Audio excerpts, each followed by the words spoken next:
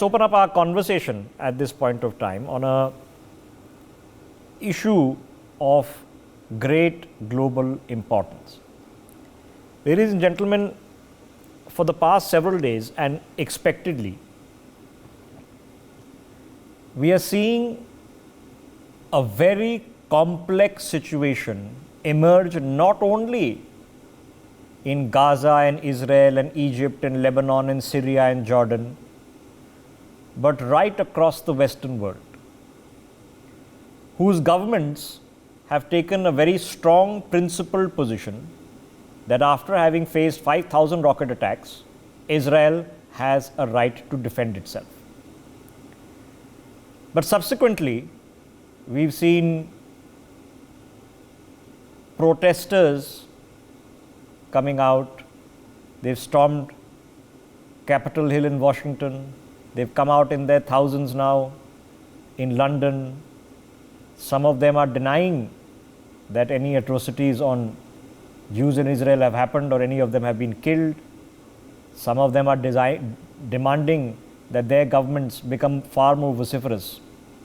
And now here is a very interesting and troubling case in point.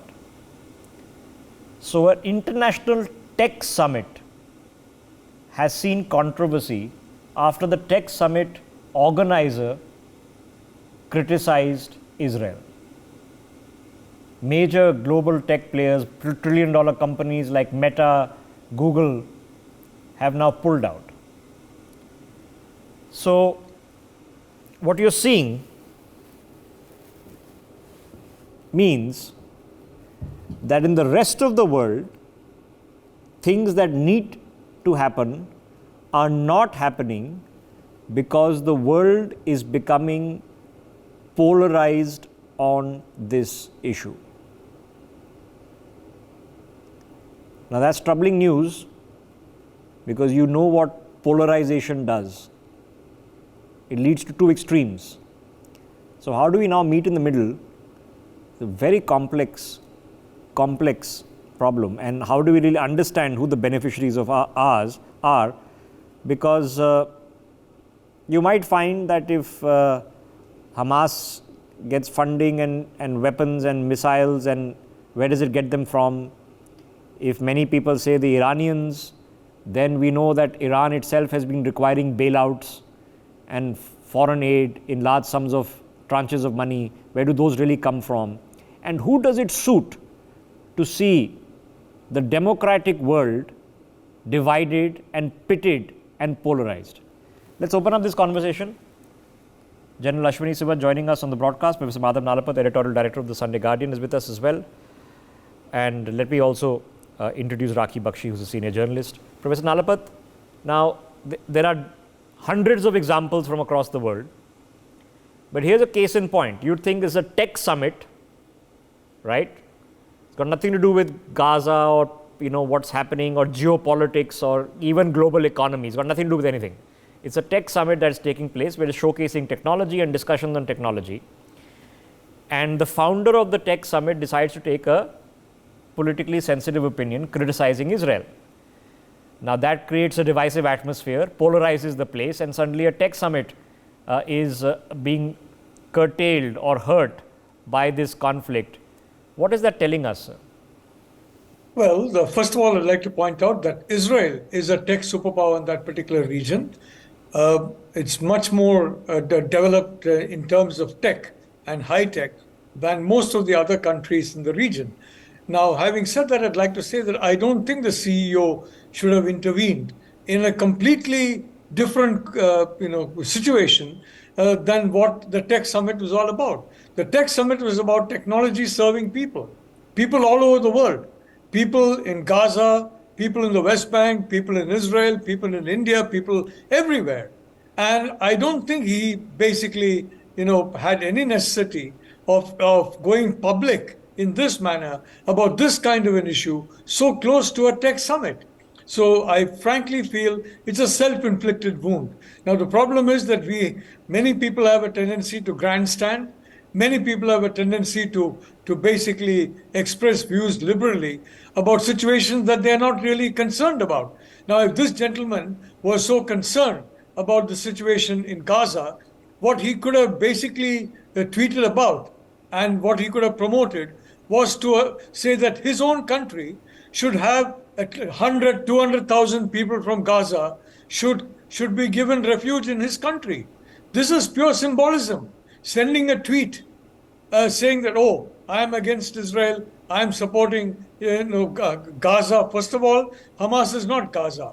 Hamas is a small, very small proportion of the Gazan population. This is a very symbolic gesture. So if he had given a tweet saying my country should host 200,000 of the innocent individuals in Gaza, those who are not connected with terror or terror organizations like Hamas, we would have taken him more seriously. But this was grandstanding, and I think he got what he deserved at this mass boycott. Okay, General Sivach, a massive protest has just taken place in London. The First Minister of Scotland, whose family members he says are stuck in Gaza, has on his behalf, on the behalf of his leadership, spoken out. You have the likes of now Greta Thunberg, a German who's forgotten her own country's history, decrying Israel. There is a polarization creeping in. Whether we like it, we don't like it, or not creeping in, it's coming like a tsunami. And it's having very serious implications. Things are having not only just to be cancelled, there are security alerts that are operating in the low countries. We've seen murders that have taken place in Northern Europe. We are seeing fragmentation that is taking place in other parts. Universities are being scrutinized. It's across the board. Now, who benefits when the free world, which is democracies, are polarized in such an order? Very correct, Rishabh. First of all, there is no doubt. Whatever has happened on 7th October, it was a terrorist action done by Hamas on Israel. And Israel has all the chance and initiative to defend it, and it will respond. And that's what it is doing. No doubt the world is divided today. There is a Western world along with the US standing along with Israel. There are certain Muslim countries which are with Hamas. Basically, these are Turkey and can be to extent Lebanon or to Qatar. But majority of Muslim world is also sensibly quiet. But what is happening is that this situation is going from bad to worse. As on today, what will be the outcome, no one can really predict, but that is a fact that there is going to be a ground action by the Israeli. It will take some time. They are only doing 2-3 things. That first, they should be clear on the basically the survivability of the hostages which are there with Hamas. Second thing is they want the Palestinians to come out in south so that there is no collateral damage. And third thing is they want to be sure that their offensive is successful because after all there are tunnel defense done by Hamas. So they will soften up basically the Gaza Strip to an extent that the minimum resistance is there. But which are the countries which have been benefited out of all this thing happening? To me, it looks like that there is no doubt. One is Iran is directly involved in this. Hamas as well as Hezbollah in Lebanon is being trained, motivated and equipped by Iran. And two countries which stand to gain is one is China and one is Russia. China, because what happened is that after India, Middle East, Europe economic corridor, the whole equation changed. This would have brought the economy of this West Asia blooming. And this was challenge for the Belt Road Initiative of China, which was exploiting all these countries. And this was a place where they have become a debtor. And now this have brought the gateway to Europe to India is concerned, and country like Saudi, UAE, they know it, that this oil, which is a dollar today, will be of no use after 15 years. Yeah, so I suppose that China is one. So, what I'm trying to understand, and I don't have an answer for this, and Rakhi ji, let's try. Is this the rough and tumble of how democratic and open systems work? Everybody has a right to protest. Everybody has a right to free speech.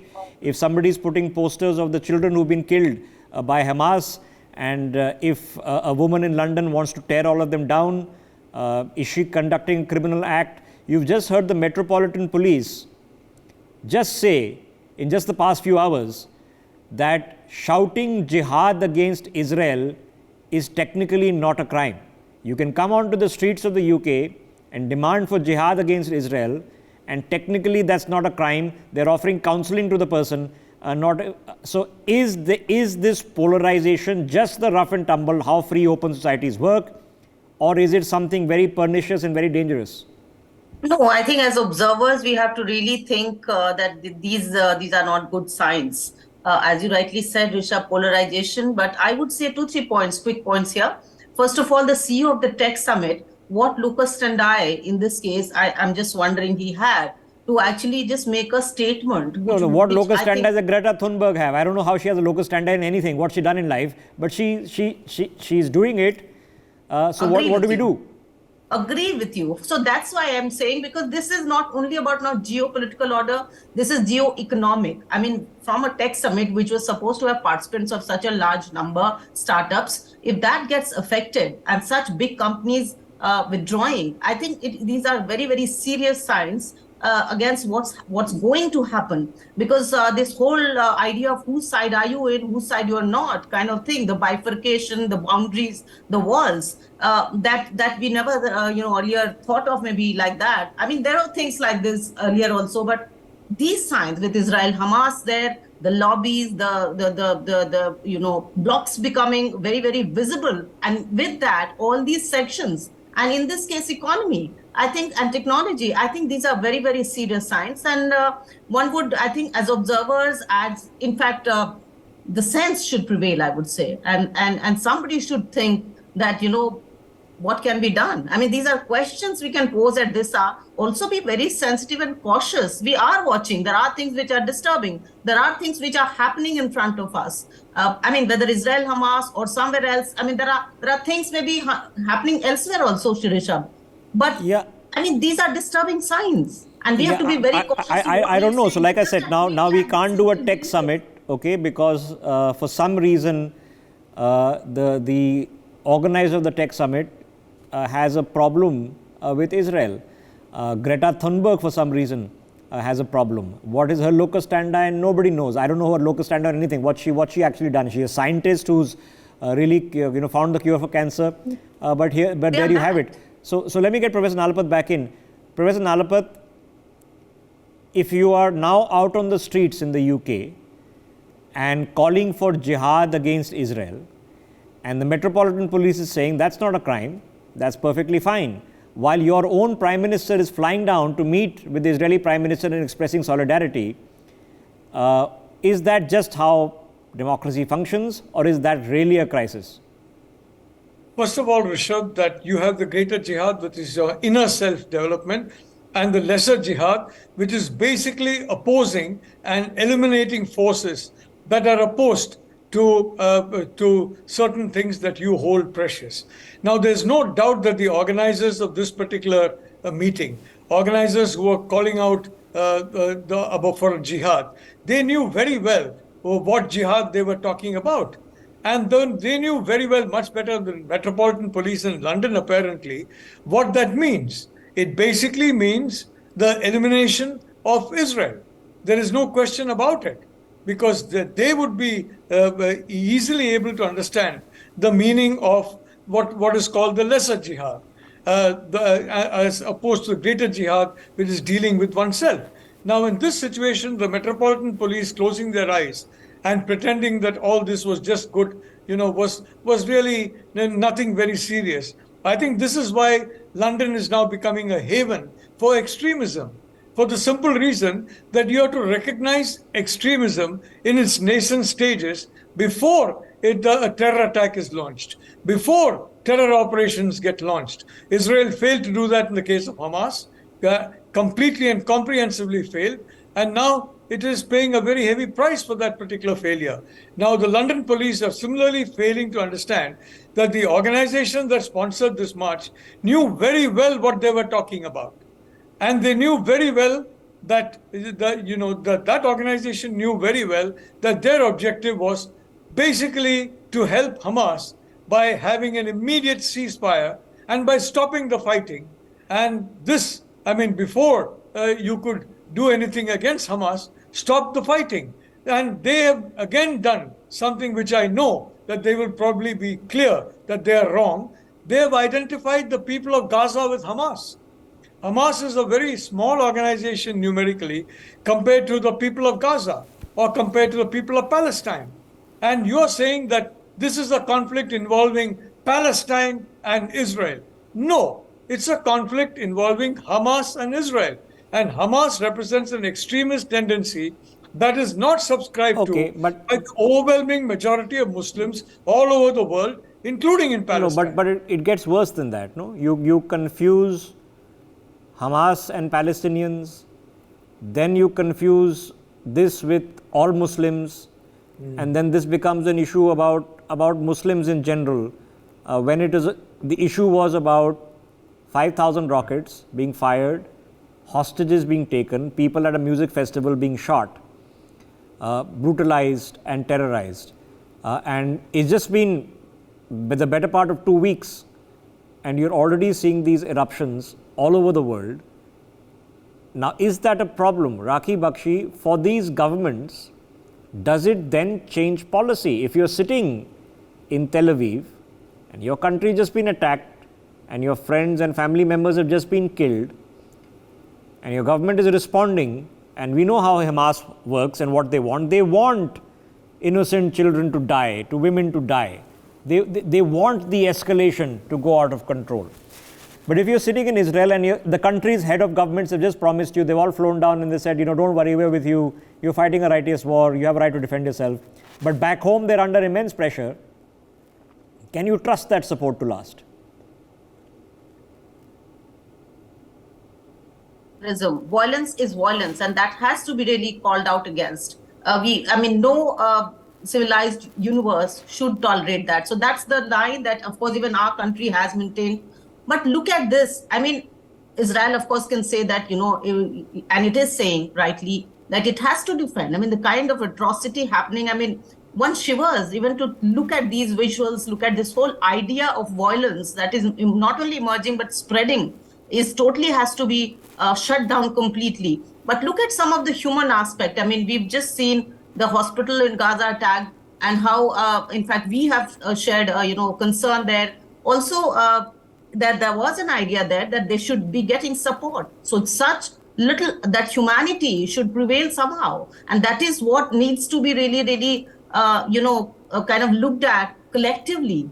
So what you're saying, Rishabh, is that you condemn terrorism, you tackle terrorism, you defend yourself as a country, you also make all these support systems that you can, but then look at the basic aspect as to how you should not really, promote violence of any kind. Yeah, we all want that, but just when we talk about the human rights of a murderer or a rapist, I'm going a little more philosophical also, but I think that's what should prevail finally when Hamas does all this. Where will it end? Whether it gets support from wherever, whose interest, whose economic interest, whose bloc it is, but one has to finally take a path which finally puts an end to it.